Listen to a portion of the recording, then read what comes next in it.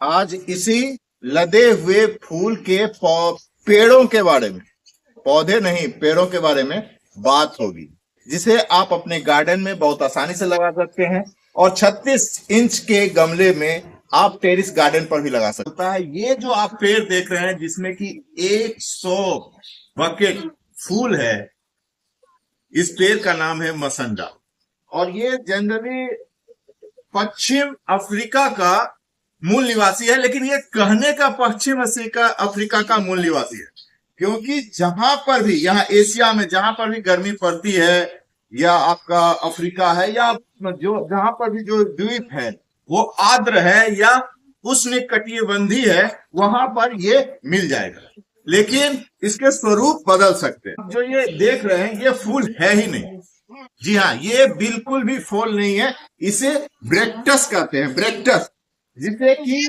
हम लोग इसे वैज्ञानिक नाम है इसका सहपत्ती, मोडिफाई लीफ।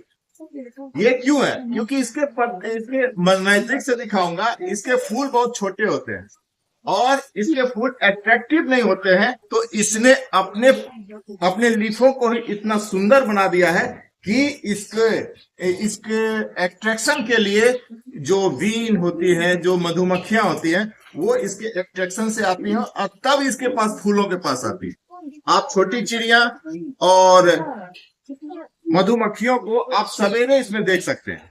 रात भर जो इसकी मीठी रस इसमें प्राप्त होता है, उसको वो सवेरे प्राप्त करते हैं। ये आप अच्छी तरह से सवेरे देख सकते हैं। इसमें तितलियां और मधुमक्खियां और छोटी, जिसकी चोंच बहुत लंबी होती है और पतली होती है, वो आपको यहाँ मिले। अक्सर आपने इसे जमीन पर ही देखा होगा, गमले में नहीं देखा होगा, क्योंकि इसकी लंबाई 14 से 15 फीट तक हो जाती है। अगर आपको लगाना है, जैसे कि हमें जैसे गार्डनिंग का कीड़ा है, तो मैं अपने छत पर 32 इंच का गमले में कनेल के फूल लेता हूं, प्रतिदिन 100 फूल।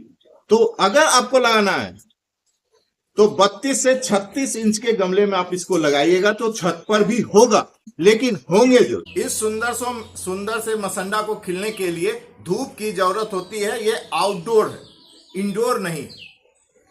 ये आपके पास अगर कोई जमीन का प्लॉट है और खाली है, तो आप ऐसे खूबसूरत पौधे लगा सकते हैं, लेकिन इसे धूप की जरूरत है, बहुत ज्यादा धूप की जरूरत। और आप देख रहे हैं जितना ये खिला है और जितना इसमें कलियां हैं, अगर हम इसे जो बैम्बो का मैंने स्टैंड दिया है अगर नहीं देते, तो ये पूरी तरह से जमीन में सो जाती या टूट जाती। जी हाँ, ये खिला ये इतना बड़ा क्यों हो गया, ये भी जान लीजिए।